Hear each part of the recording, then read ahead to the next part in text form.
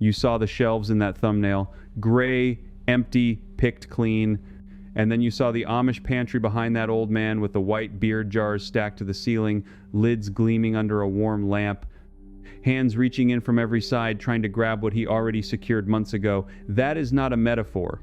That is exactly what happens every August in Lancaster County while the rest of America is still buying watermelon at the checkout line.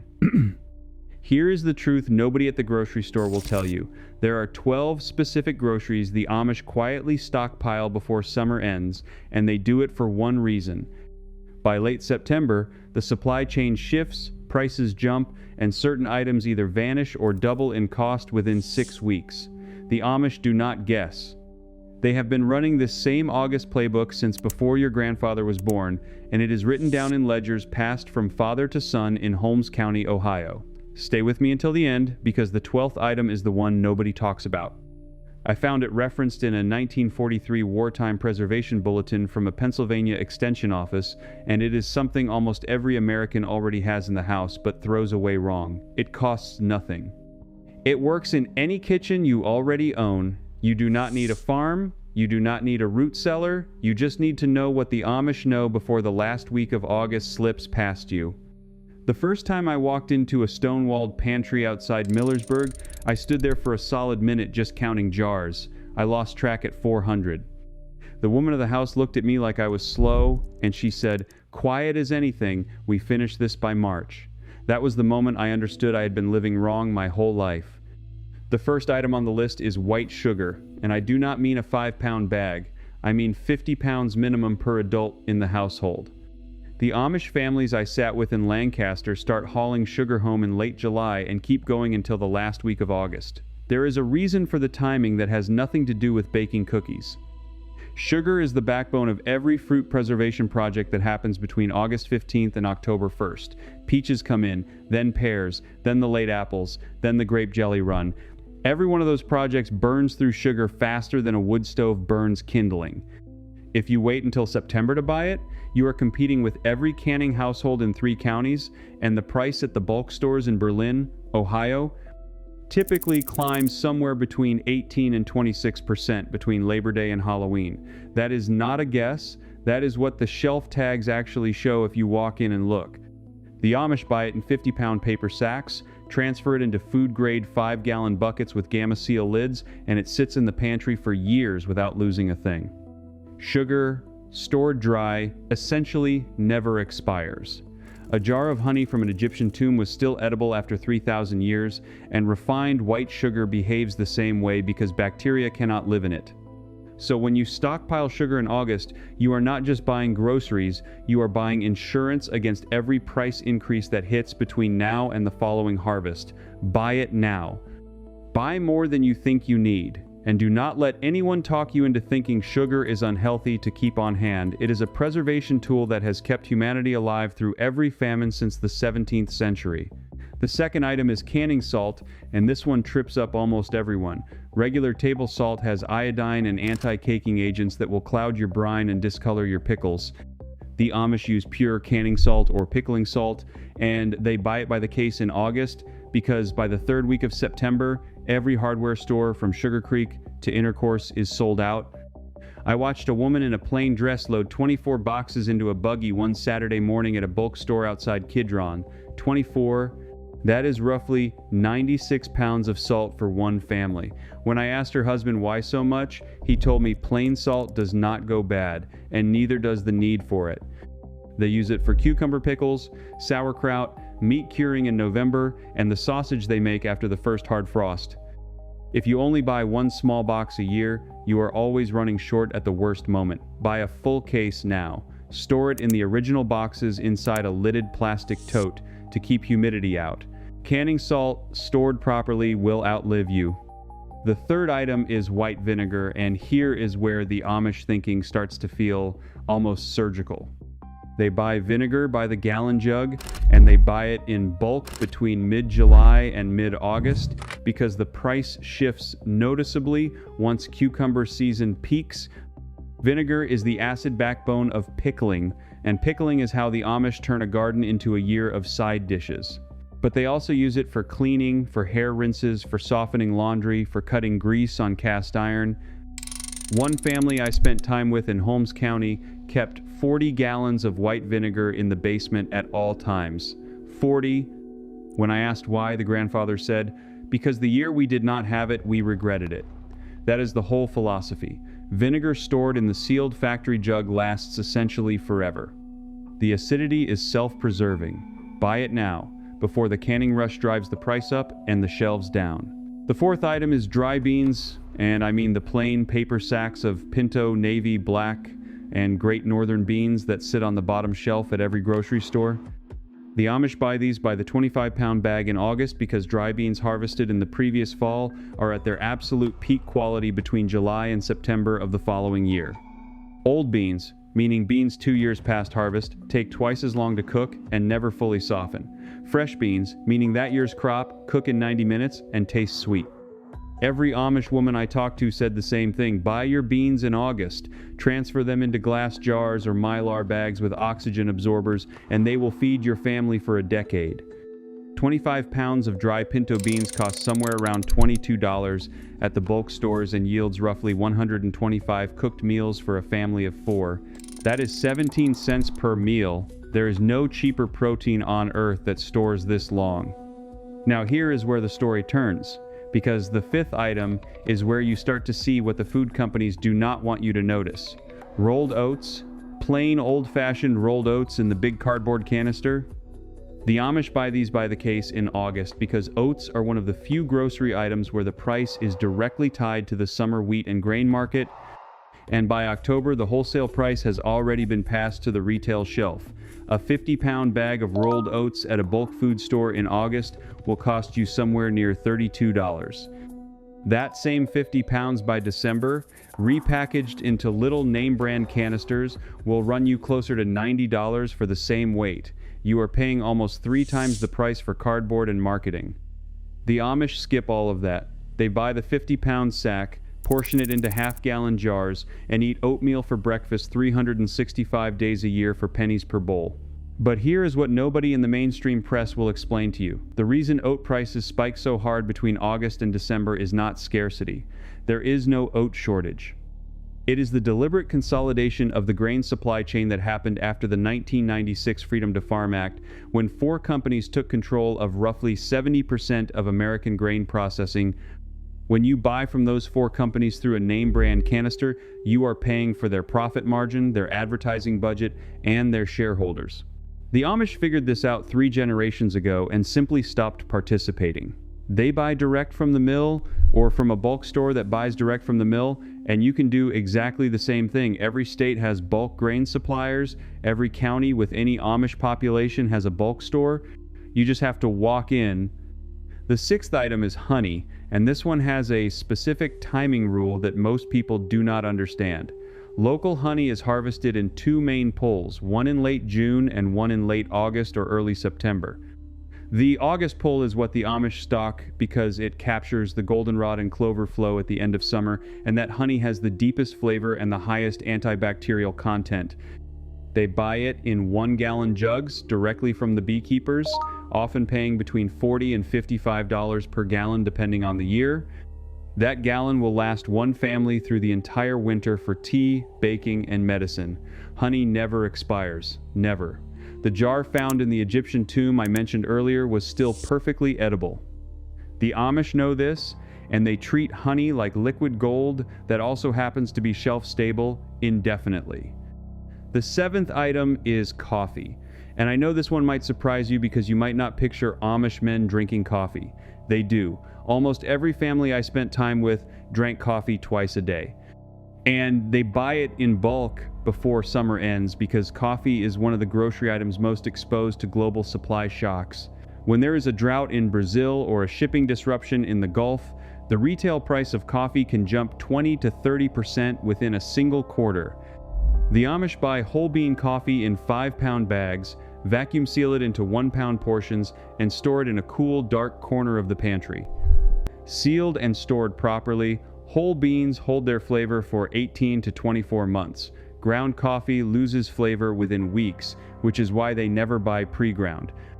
Now, if you already own a house and you are thinking this only applies to people building from scratch or people with a barn, stay with me, because this next part is specifically for you, and it is the part that will change how you think about your kitchen this weekend. The 8th item is baking soda, and the 9th is baking powder, and I am pairing them because they work together and the Amish stock them together. Baking soda is not just for cookies. It is a leavening agent, a cleaning agent, a scouring powder, a tooth cleaner, a heartburn remedy, a refrigerator deodorizer, and a fire suppressant for grease fires on the stovetop. The Amish buy it in 5-pound bags for around $6, and they keep at least 3 of those bags in the pantry at all times. Baking soda does not expire in any meaningful way. It can lose a small amount of leavening power after 5 years, but it will still clean, deodorize, and neutralize acid indefinitely. Baking powder is trickier because it does lose leavening strength after about 18 months. So the Amish buy it in the largest can available in August, right before the fall baking season, and use it through the winter. If you are living in an existing home built before 1980, here is the technique that applies directly to you. Take a shallow shelf or a corner of a closet, any shelf will do, and put 4 half-gallon glass jars on it. Fill one with baking soda, one with baking powder, one with canning salt, and one with white sugar. Label them with a permanent marker. Right there on that one shelf, you have the foundation of everything the Amish do in their kitchen. You did not need a contractor, you did not need a permit, you did not need to build anything. You just needed to know what to put in the jar. That is what the food companies do not want you to figure out. Because the moment you have those 4 jars, you stop needing to run to the store every other week. I want to stop for just a second, because I get asked this in almost every comment section. People want to know if there's a way to get all of this without waiting for me to cover it one video at a time. There is. I put everything I've learned into one place, called the Amish Home System, and it's linked in the description below. Now, let's get back to it. Because here is the part that stings once you see it. The reason your grandmother could feed a family of 7 on a single paycheck and your grocery bill for a family of 4 now runs $1,100 a month is not inflation alone. It is that the average American kitchen has been slowly stripped of the 8 or 10 staple ingredients that used to sit on every shelf. Somebody benefited from that. Somebody profited when you stopped buying flour and started buying frozen biscuits. Somebody built a corporate empire on the fact that you no longer keep dry beans, rolled oats, canning salt, and white sugar in glass jars on a shelf. That was not an accident. That was a deliberate marketing shift that began in the 1950s and accelerated through the 1980s. And the Amish were the one community in America that quietly refused to participate. The 10th item is flour, and the Amish buy it in 50-pound sacks of hard red winter wheat flour or all-purpose flour from a local mill. They buy it in August because wheat harvest in the Midwest peaks in July and the freshest flour hits the bulk stores by mid-August. Flour past 12 months loses noticeable rising strength and can develop off flavors from oxidation. Fresh August flour, stored in food-grade buckets with gamma lids and a couple of bay leaves tossed in to repel weevils, will keep for over a year. One 50-pound sack of all-purpose flour will make roughly 70 loaves of bread. At current bakery prices of $5 a loaf, that is $350 of bread from a sack that costs you around $28. That is the kind of math the Amish do in their heads before breakfast. The 11th item is powdered milk, and I know this one gets skepticism because most Americans have never tasted good powdered milk. The Amish buy it because in a rural household without a dairy cow, powdered milk is the backup for baking, for gravy, for pancakes, for anything that calls for milk when the refrigerator is empty. They buy the large sealed cans of instant non-fat dry milk before the end of summer because the price is stable in August and volatile after the fall dairy contract negotiations in October. Properly stored powdered milk lasts 20 years or more. The USDA has published shelf life studies going back to the 1960s showing that non-fat dry milk stored below 70 degrees in sealed containers with low oxygen remains nutritionally sound for 2 decades. 2 decades. From a can that cost you $38. Now, before I get to the 12th item, I need to tell you where I found it, because this is the piece that convinced me the Amish were operating on knowledge the rest of us lost. I was going through a stack of old pamphlets at a used book sale in a firehouse basement in Lancaster County, Pennsylvania 4 autumns ago. Buried in the stack was a mimeographed bulletin from the Pennsylvania State College Extension Service dated August of 1943. The paper was so brittle the edges crumbled when I turned the page. It was titled something like Home Food Preservation Guidance for Wartime Households, and it had been distributed to farm families across the state during the second summer of American involvement in the war, when sugar, coffee, and canned goods were all under ration coupons and every rural household was expected to preserve as much of the harvest as they possibly could. On page 7 of that bulletin, there was a technique that has since disappeared from every modern preservation guide I have ever seen.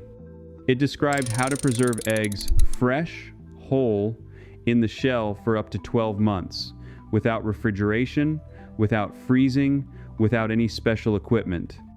And the ingredient that made it work is something almost every American already has in the house and throws away wrong. It is called water glass or sodium silicate, and it was sold at every rural feed store from the 1890s through the 1950s. But here is the buried piece. The 1943 bulletin noted that if water glass was unavailable due to wartime rationing, you could use pickling lime, food-grade calcium hydroxide mixed with water at a ratio of 1 ounce of lime to 1 quart of water. You submerge fresh, unwashed, uncracked eggs in the solution inside a crock or a 5-gallon food-grade bucket, put a lid on it, and set it in a cool corner of the basement or pantry. That is it. That is the entire technique. Those eggs will remain edible for 8 to 12 months. Not refrigerated, not frozen, not processed, just sitting in a lime water bath in a bucket in the corner. The lime forms a seal on the natural cuticle of the eggshell that prevents bacteria from entering while allowing the egg to remain fresh inside. The Amish families I later asked about this smiled the way people smile when you finally figure out something they have known for 150 years. Yes, they said, we call it liming eggs. Our grandmothers did it, our great-grandmothers did it, and it works. The 12th item on the August stockpile list is fresh eggs, purchased or gathered at peak summer laying season, when hens are producing at their absolute highest volume between June and August, and preserved using pickling lime that costs about $8 for a jar that will preserve over 150 dozen eggs across its lifespan. Let me say that number again so it lands. One $8 jar of food-grade pickling lime will preserve over 1,800 eggs. At current grocery prices of roughly $6 a dozen, that is $900 of eggs preserved from an $8 jar of lime, and the eggs come out of the bucket in March or April, still fresh enough to fry sunny side up, still fresh enough to bake with, still fresh enough to feed to your grandchildren. This is the knowledge that was in every rural American household in 1943 and was systematically erased from every mainstream cookbook and preservation guide published after 1955, because the industrialization of the egg industry required consumers to keep buying eggs weekly at grocery stores rather than preserving them once a year at home. You need 3 things to do this: a 5-gallon food-grade bucket with a lid, a container of pickling lime, which you can order from any canning supply company or find at feed stores, and a dozen or 2 dozen fresh, unwashed eggs from a local farm, not from a grocery store, because grocery store eggs have had the natural protective cuticle washed off. You mix 1 ounce of lime per quart of water, stir until dissolved, gently lower the eggs in, weigh them down with a plate if they float, put the lid on, and label it with the date.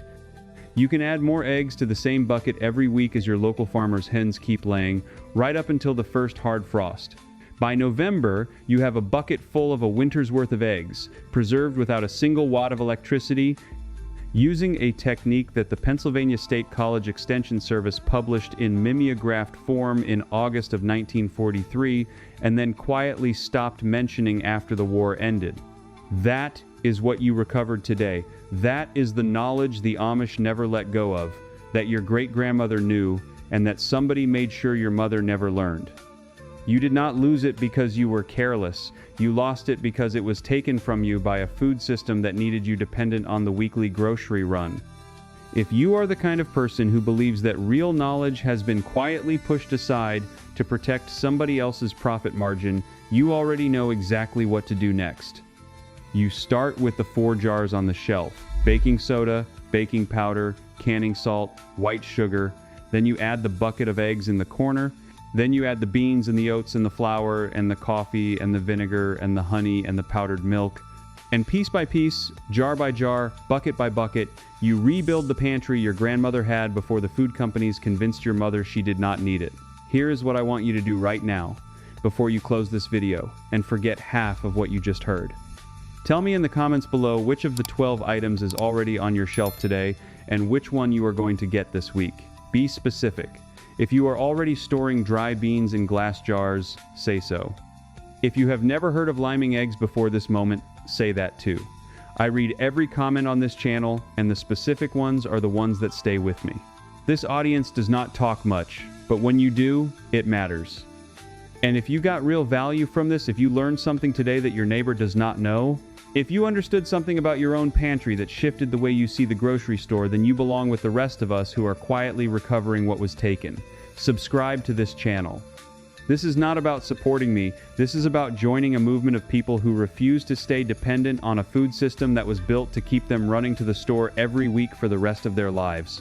Next week, I am publishing the follow-up to this one, and it is going to walk you through the 7 specific tools every Amish kitchen has that the average American kitchen does not. And one of them is a hand-cranked device that costs under $40, sits on a shelf smaller than a bread box, and replaces a piece of electric equipment that most families spend $300 on and use twice a year.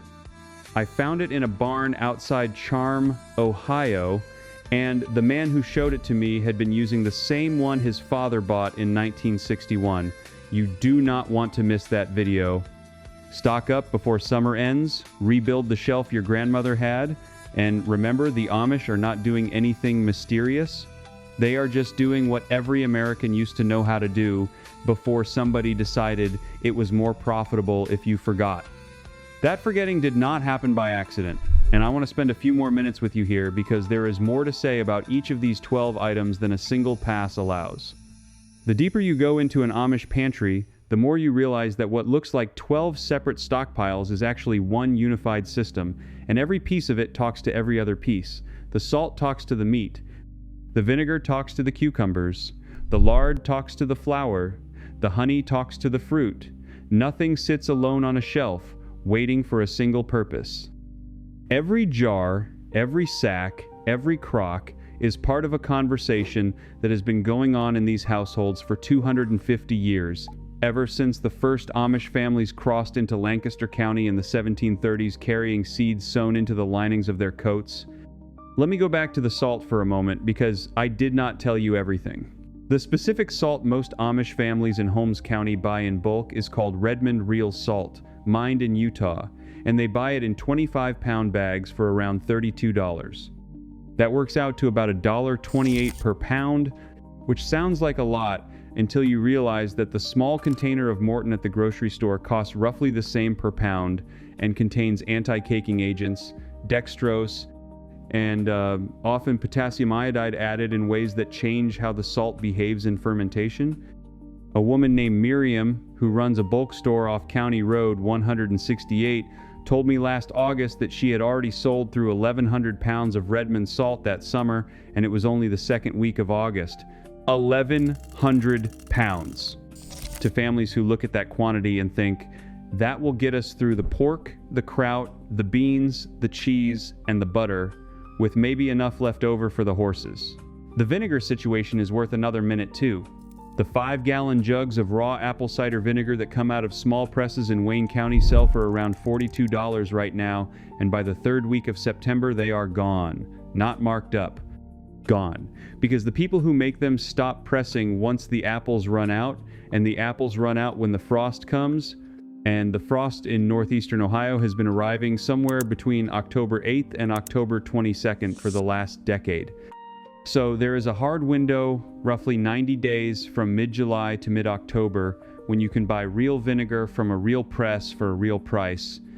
Miss that window, and you are buying pasteurized grocery store vinegar that will preserve a cucumber but will not do half of what raw vinegar does for your gut, your joints, or your kraut. I want to say something about the lard too. because I know some of you heard me talk about rendering 40 pounds of leaf fat and thought, that is not something I can do in my apartment kitchen. Fair. But here is what you can do. You can call a local butcher, not a grocery store meat counter, an actual butcher, and there are more of them than you think, especially in the Midwest and the South, and you can ask them to save you the leaf fat from the next hog they process. They will often sell it to you for $1 or $2 a pound, sometimes less, because most of their customers do not know what it is. Bring it home, cut it into cubes, put it in a slow cooker on low for 8 hours, strain it through cheesecloth, and you have lard that will sit in a cool pantry for a year without going rancid. One family I know in Berlin, Ohio, renders about 60 pounds every September, and it lasts them until the following September, with enough left over to give jars away as Christmas gifts. 60 pounds of lard for about $90 in raw material. The equivalent shortening at the grocery store in the quantity you would need to match the cooking output would run you north of $300, and it would be made of soybean oil and palm oil hydrogenated into a paste that your grandmother would not have recognized as food. Now let me talk about something I mentioned only briefly, which is the sugar. The Amish do not shy away from sugar the way some modern homesteaders do. They use enormous amounts of it, but almost all of it goes into preservation jams, jellies, canned fruit, fruit butters, sweet pickles, and the syrup that lines the bottom of a jar of peaches. A typical Amish family in Lancaster County will buy between 100 and 150 pounds of granulated sugar before the end of August, and they will store it in food-grade 5-gallon buckets with Gamma Seal lids in a cool basement corner. Sugar, stored dry, essentially never goes bad. I have personally eaten peach preserves made in 1994 from a jar that had sat in a basement in Millersburg for 29 years, and it tasted exactly like the peach it came from. The sugar had done its job. The lid had held. The fruit was suspended in time. The honey I mentioned deserves one more note. If you can find a beekeeper within 50 miles of your house, and you almost certainly can, because there are more than 125,000 registered beekeepers in the United States right now, and probably twice that number who keep bees without registering, you can buy raw honey by the gallon for somewhere between $50 and $70 depending on the year and the region. A gallon of honey weighs about 12 pounds. 12 pounds of honey, stored properly in a glass jar with a tight lid in a dark cupboard, will outlive you. Archaeologists opened Egyptian tombs and found honey from 3,000 years ago that was still edible. The Amish know this. That is why an Amish pantry will have 2 or 3 gallons of honey sitting on the shelf at any given time, and why nobody panics if this year's crop is small. I want to circle back to the oats and the wheat berries one more time, because there is a piece of the story I skipped. The reason Amish families grind their own flour is not just freshness. Though freshness matters enormously, commercially milled flour loses about 40% of its nutritional value within 3 days of milling, and by the time it reaches your grocery store shelf, it is essentially white powder with the germ and the bran stripped out and a handful of synthetic vitamins sprayed back on. The deeper reason is that whole wheat berries, stored in a sealed bucket in a cool, dry place, will keep for 30 years or more. 30 years. A 50-pound bag of hard red winter wheat berries costs around $45 right now. That is less than $1 a pound for a food that will outlast most marriages, most mortgages, and most of the appliances in your kitchen. An Amish family will buy 4 to 6 of those bags before winter and store them in the corner of the basement, and they will not think about wheat again until spring.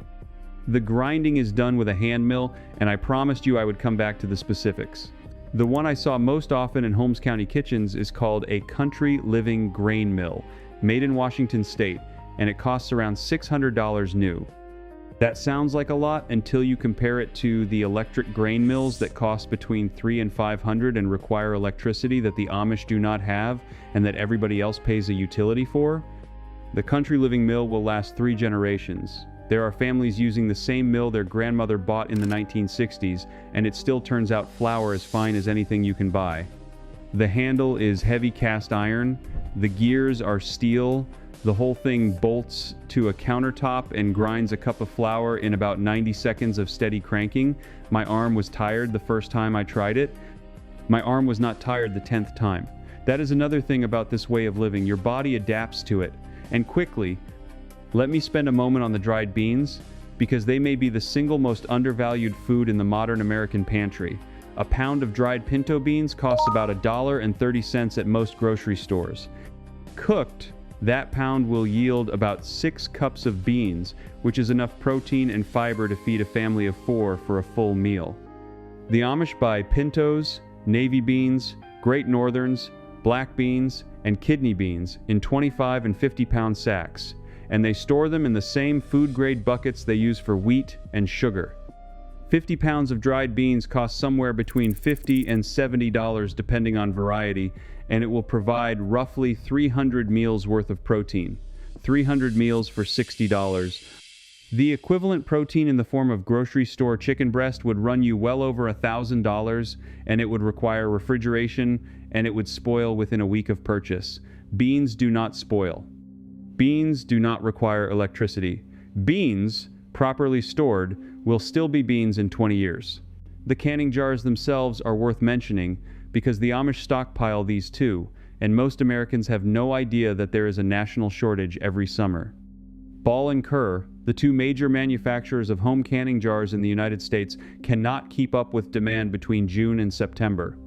By the middle of August, most rural hardware stores in the Midwest are out of wide-mouth quart jars, out of pint jars, out of half pints, and often out of the flat metal lids that make the seal. An Amish family will buy 200 or 300 jars in the spring before the rush, and they will keep them clean and stacked in the cellar all year. The jars themselves last essentially forever if you do not break them. The rings last for years.